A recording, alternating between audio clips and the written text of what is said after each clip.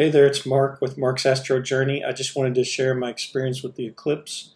Here's a map of the USA and the pinpoint is in Indiana. And here's the path at totality. You can see it's slightly below Greenwood. And the city that I actually went to is called Nineveh. And this city, Nineveh, was very close to the path of totality. And so I went to a campground there named Johnson County Campground. And here you can see that on the map and the address of that. It gave a Franklin address, but it's actually Nineveh is what the lady said. And so here's my skyline east to west just a little while before the eclipse started. And I was very happy that the weather stayed fairly clear. I set up all my equipment on this picnic table, and you do see my box there close to the telescope. That's where I have my laptop. Has the towel on top of it. It's very hard to see your laptop outside, and I didn't have time to get a better setup, so I was using that towel, throwing that towel over top of my head so I could see my laptop screen. And so let's go ahead and take a look at the eclipse. I sped it up some because just from when the edge of the moon starts to cover the sun to when it fully covers it, that's almost an hour, and then totality lasts for about 4 minutes. So I sped it up just to make it still a somewhat natural experience, but to not have to wait so long. I also adjusted the color curves a little here in this video to give it a little bit more natural look. Enjoy!